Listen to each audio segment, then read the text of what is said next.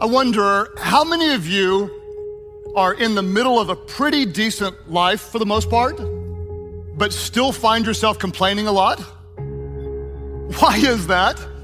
That our lives can be pretty special most of the time, and our minds can drift to the things that we don't like or the things we want to complain about.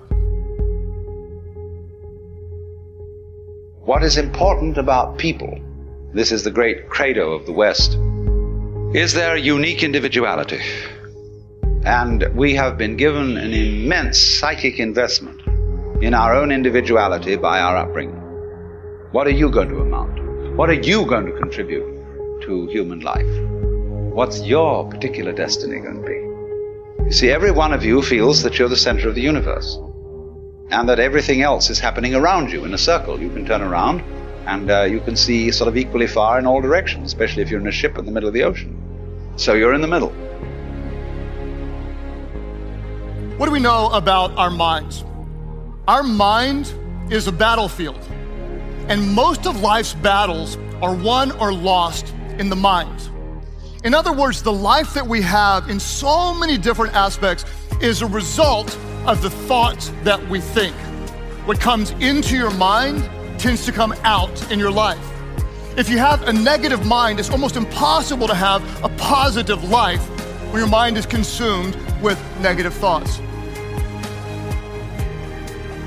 Or in other words, if you are little sensitive to life, you will realize you are the biggest issue in your life. So this is one thing that I'm trying to do with people, that you are never the issue in your life. I'm not the issue. My thought, my emotion, my body is never the issue. My thought, my emotion, my energy and my body are my instruments of function. They are not impediments in my life. But I would say for 90% of the human beings, their own body, then the compulsions of the body, the compulsions of their thought, the compulsions of their emotions are ruling them most of the time. So when you yourself are a problem, well, you're on self-help. Which means that in order to rid yourself or get past the negativity and the doubt and the judgment and the kinds of emotional reactions that get in your way, you have to put responsibility first and foremost on yourself. You have to rid yourself of the inclination to blame other people for what is wrong with you, to blame your circumstances, to look backwards in your life. So this one fundamental thing has to get across to all the human beings on this planet. Your experience is entirely determined by you. This is what the word karma means, unfortunately. It's become something else here. Karma means action. That means when we say your life is your karma, we are saying your life is entirely your making, 100%. Whatever you do, you want to develop technical mastery. You want to be the best at what you do. You want to master it. See, part of self-motivation is you've got to find something that gives you a strong sense of competence. Well, you become known for that. You develop a reputation of being good at doing that. You set some high personal standards for yourself. You're not competing with anybody else. You're just unfolding yourself to be the best person that you could be. That you want to give the best quality service that you can give, because that is a statement about who you are.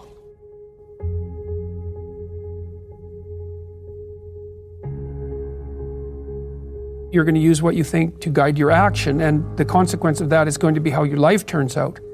So I'm dead serious about what I write because I know what the pathway is. It's like you don't communicate in a false manner, because if you do, you will warp the structure that guides your actions, and you will absolutely, 100% suffer for that. I mean, one of the things I've learned as a clinical psychologist is that I've never seen anyone, it's really a terrifying thing, I've never seen anyone get away with anything. Ever. The chickens always come home to roost. So, and sometimes it might, let's say you get away with something. It's like, yeah, you think so, man. You wait 5 years from now, 7 years from now, it'll come back. Is that karma? It's more like, yes, I think it's the same idea, but it's more like you can't you don't have the power to manipulate reality.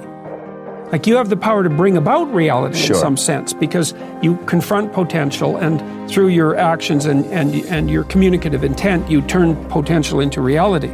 But you don't have the power to bend reality without it snapping back at you. You don't think so? So you don't think visionaries and influencers have the ability to bend reality? No, I don't think they bend it. I think that they I mean, you can bring new things into being, but you can't get away with a falsehood. No, you can definitely bring new things into being. You can't get away with a falsehood. Yes, that's it. Maybe, okay, makes sense. And you can't get away with weak thinking either, because, I mean, any more than you can get away with improper action. It just doesn't work. So you're contending. It's why, I mean, one of the themes in my writing is the danger of falsehood. And at every level, it's like, well, if you tell the truth to the degree that you can, or at least don't lie, I think that's rule 8, then you have reality on your side. You got to decide, man. You want reality on your side, or do you want reality against you? Now, I wouldn't recommend the whole reality against you thing, because you're not going to win. You're going to get flattened. And so I'm very careful with what I say, and I'm very careful with what I write. Spend any effort making sure that the thing that they're doing with their life is actually something that generates excitement. It builds excitement. It gives to them more than it takes. Now, doesn't mean I'm not exhausted at the end of my days. I am really tired, but I am having a ball. I'm having a ball. It's fun. I believe in what I'm doing. I'm excited by what I'm doing. And so that's where you should be spending the vast majority of your times. But that's all stuff about striving to do more, to be more. I'm excited to acquire the skills. I'm excited to push myself. It isn't a dark and dingy place. Like, I'm legitimately amped up to do it. And that's what I want people to understand. Like, the amount of hours that I work, the hardcore way that I'm driven, the overwhelming majority of that energy comes from a place of excitement. It comes from a place of being enthusiastic about what I'm doing. There is 20%. It's the dark side. I leverage it. It is a real thing for me, and it helps me in those acute moments when, for whatever reason, the excitement just isn't enough at that moment. Then I will think about the people who wish me ill. Then I will think about the things that are dragging me down. Then I will focus on the inadequacies in my life, and that I demand that I get better at those things 100%. But it's an 80-20 split. You've got to learn to balance that split. You've got to put something that you give a shit about at the center of your life. That is so, so, so important. The reason why I was number 1 for 25 years is because I figured out early on, there is no story anybody has ever heard that somebody else hasn't experienced. Nothing. And I also figured out, probably maybe the first or second year, that all pain is the same. That a mother in Somalia feels the same way as a mother in Seattle when she loses her child. And the common denominator in the human experience is our emotions and our feelings. And the more vulnerable and open you are willing to be with your story, the more actual understanding you create with other people, and the more powerful you become. People don't think less of you for sharing your story. They think more of you for having the courage to share it. If you can make things happen for yourself, you now have the credibility to make things happen for other people. If I'm not successful, there is no appeal for you to follow me. I tell people all the time, success is the credibility of a leader to lead. Because you think about it, no one ever got, nobody ever said, oh my gosh, I got it. I'm financially in deep weeds. Oh my gosh, I think I'm going to call my buddy Joe. He's been bankrupt 3 times. Hey, Joe. Right. No, you don't follow Joe. Joe's been bankrupt 3 times. You got to go find somebody that's successful with money. I'm going to get a divorce. Oh my gosh, I'm going to call Jack. He's been divorced 4 times. Right. Jack, help me with my marriage. You see, people, when they need help, the first thing they think about is who is better than me that I can follow.